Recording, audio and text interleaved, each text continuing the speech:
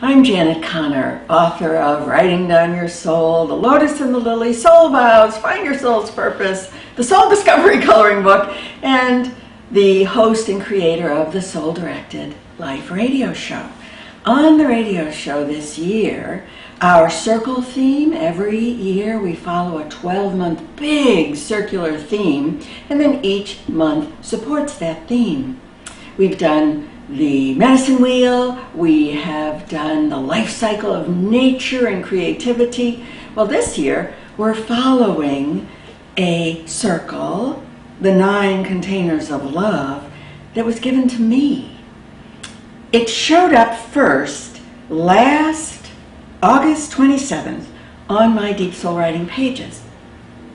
I was asking a question: how can I stay in my truth? How can I hold on to the essentials of my soul's exploration on earth and not get lost in all of the periphery? I didn't understand the answer. It came out looking like this. These 9 waves or vibrations or frequencies, I saw them almost like petals in a rose. And see that little tiny dot in the middle? That's me. Now, I didn't understand what I had drawn. There are 9 circles of love, and I knew the names of each of them, but staring at it, actually for several days, I still did not really understand what I had been given. And when this happens to me, the universe is very kind and brings me into a very deep cosmic dream. And in these dreams, I'm shown, that's how I was shown the One of Hearts playing card that is now the One of Hearts Global Prayer Community. So when something like this happens in a dream, I pay attention. Well, in the dream, I was shown that these 9 containers of love are a little like a Russian nesting doll. You know those adorable dolls? You take out the big one, and then the next one, and the next one, and the next one, and the next one, until you get down to the tiny little one, and then you can put them back together that way. Well, it was kind of like that, only I was holding these 9 containers of love, these concentric circles in my left hand, and they were completely manipulable. So even though it sort of looked like wire mesh, these concentric circles, I could pull up the center and it could become the outside. I could make it concave, I could make it convex. And I was carrying it around in my dream, showing it to everyone. I'm sure you were in my dream. And I was saying, look, look, this is the universe. And so after the dream, I found myself turning this prayer into a mystical, full body prayer. And prayer has got to be a full body prayer. If you've taken any of my courses, you hear me over and over and over again quoting the Buddha. The Buddha said, when you pray with 100% of your being, your prayers become mantra. And mantra is a sacred formula with the power to transform reality. How's that for powerful? I mean, I always have loved prayer, but now my prayers are always a full body prayer. That means your breath, your emotions, your current life experiences, your body, your arms, your feet. I always pray in my bare feet. And so in this video, I would like to slowly take you through the full body mystical prayer practice of the 9 containers of love. And then in the next video, I'll just do the prayer and you can watch how I pray it. Now please understand, this is how I pray it. But in all my courses and in all my books, I always say, now you go create your own mystical prayer practice. And of course, come and join me on the Soul Directed Life as month by month by month by month we explore each of these 9 containers of love. So first thing in the morning, I come and I stand right here in my bare feet And I take a moment for my feet to really ground into Mother Earth and my head to connect with Father Sky. Because in yoga, you could call it mountain pose, in this position, we are reminded of who we really are. And what did Teilhard de Chardin say? We're not human beings trying to have spiritual experiences. We are spiritual beings here to have a human experience. And so your humanity and your divinity are present just as you stand here. So the first container of love is you as a human divine being. And to remind myself of that, I like to use my arms. And I begin by saying, here I am. Here I am. One expression of the sacred marriage of the visible and the invisible. Now my arms are up for the invisible, so I'm going to start with the transcendent and the immanent, the human and the divine. Those three waves and those three different ways of saying it, you can use your own words, they help me remember the truth of who I really am. I am a human divine being. So my hands are up as a human and a divine being. And I remind myself one more time, I, this human divine being, now stands to pray. And so we're ready for the second container of love, which is prayer. And for me, that feels like this circle. I'm literally held in the circle of prayer. So I, this one human divine being, now stands to pray, knowing I am held in the loving arms of mystical prayer. Now, for each section, I'm going to turn as far as I can to create a 360-degree circle. Now, I do that consciously with this intention. I'm feeling the presence, the living presence, not an idea, the living presence of prayer, the millions and millions of hours and minutes and types of prayer that have been said for all time around the globe. So I say, my mystical prayer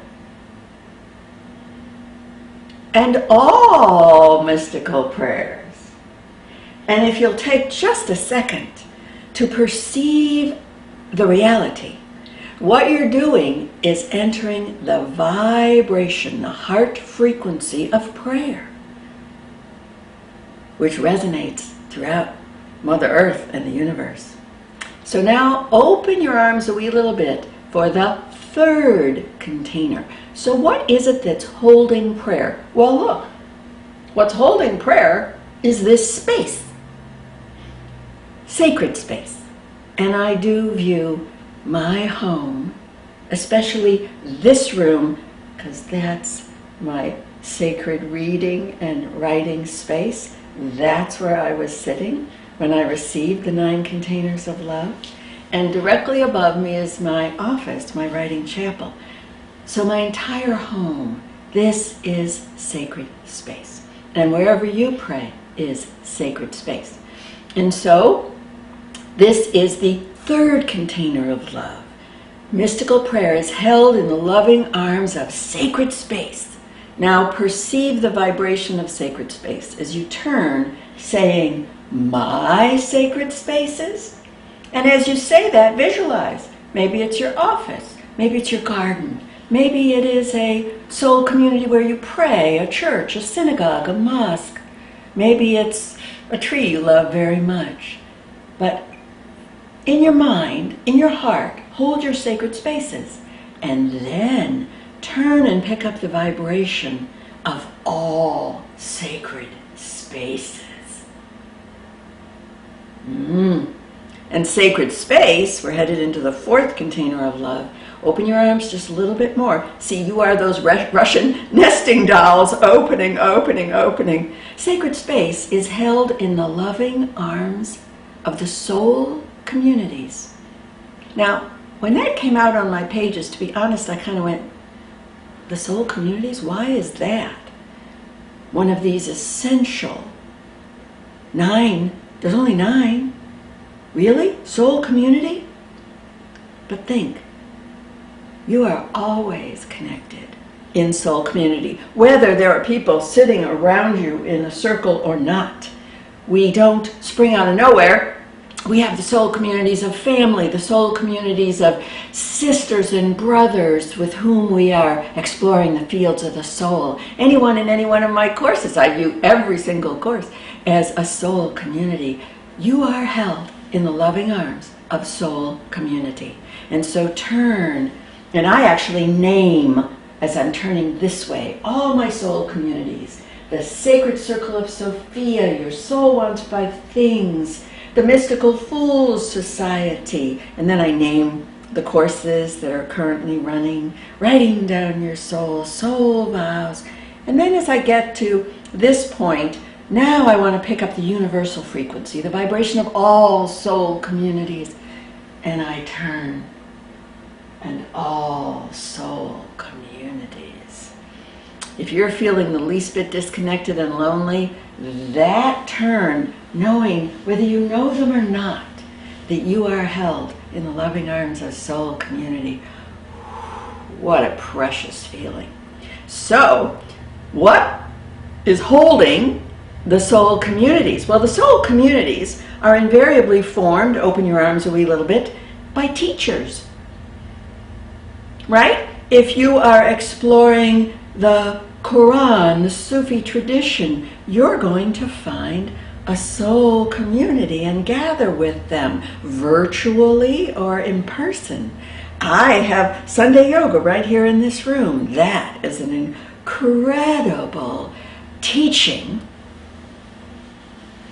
And so open your arms, and I like to actually name my teachers. So the soul communities are held in the loving arms of the teachers, mentors, and guides, whose ideas and examples feed us, inform us, and inspire us. Turning to the left, I name mine, and the list sometimes changes, but it's Thomas Merton, Cynthia Bourgeois, Marion Woodman, Carl Jung, Kabir Helminski, Neil Douglas Klotz for his Beatitudes and his translations of Jesus in the Aramaic. And now I want to pick up teachers whether I know them or not, right? So now I'm picking up the frequency. Think of all the teachers, mentors, and guides that have inspired people in all time. Pick up that energy, that frequency, that heart knowing, and all teachers, mentors, and guides. Okay, now, who's holding the teachers?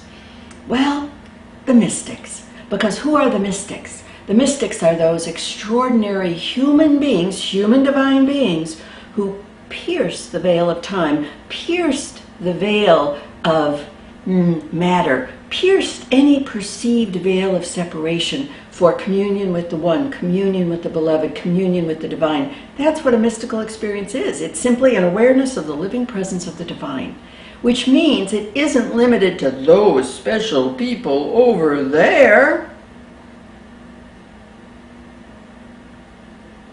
You are a mystic.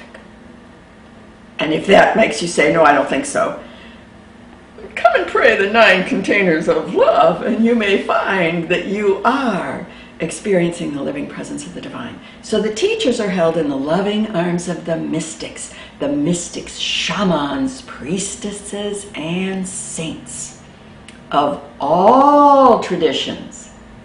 Become aware of that as you're turning, and perhaps name a few that you adore. I could name Hafez, Rumi, St. John of the Cross, Neem Karoli Baba. And then turning now, whether you know their names or not, and all mystics, all times, all traditions, all circles of the globe, And as I turn and say all circles of the globe, you know who always pops in? And I remember in that moment, as I'm visualizing the whole globe, Uvavnik, an incredible shaman in the north, an Inuit shaman. So now things are getting really expansive. Who is holding the mystics? What container of love is big enough, rich enough to hold the mystics? Open your arms. The mystics are held in the loving arms of Mother Earth, right? Every single one of them lived here. And Father Sky. And I look down, feeling my feet on Mother Earth, and say, reminding myself, they walked and walk, present tense too. They walked and walk this earth that I walk. They looked up at the same sky I see. And as you do that, even if like me, you're saying this prayer first thing in the morning, see the night sky, see it, and see it with the wonder of the first shamans, the wonder of our ancient relatives, the Egyptians, the Greeks,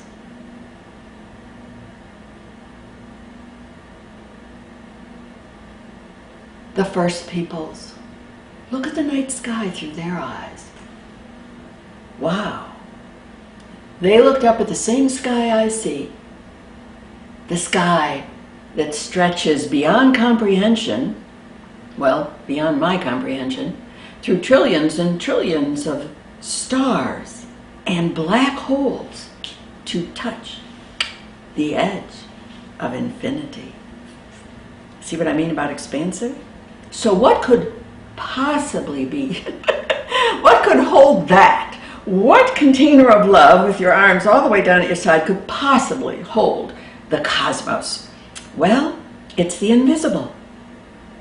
The invisible forces, energies, vibrations. And this is a really fun one. As I turn, now I like to say light first, but you can say these in any order, and of course you can add the ones that really speak to your heart. But think of the frequency. Think of the cosmic energies you're picking up as you turn 360 degrees and name them. So this is how I do it.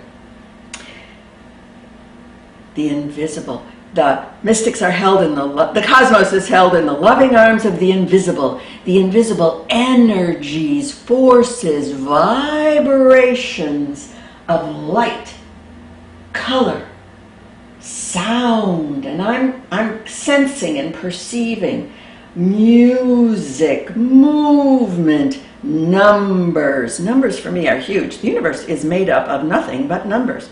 Numbers, ratios, fractals, the Akashic field, and choirs of angels, powers, spirits, goddesses, and gods. The invisible is, whew. So now we're going to close our little Russian dolls. And so, starting from the bottom, the magnificent invisible. And see yourself now as this universe in my left hand, the magnificent invisible, holding in love the cosmos, holding in love the mystics, holding in love the teachers, holding in love the soul communities, holding in love the sacred spaces, mystical prayers, and me. Do you see how you're capturing all 8 of these first 8 containers of love, creating this beautiful circle, and now bringing it into your heart? The magnificent invisible, holding in love the cosmos, holding in love the mystics, holding in love the teachers, holding in love the soul communities, holding in love the sacred spaces, mystical prayers, and me are all contained in the loving heart of the Divine Feminine. Now comes the great truth and the great mystery. She is not contained. She is not containable. She is the mystery at the center of creation, the sacred marriage of love. That's how I start my day. It's the very first thing I do every morning.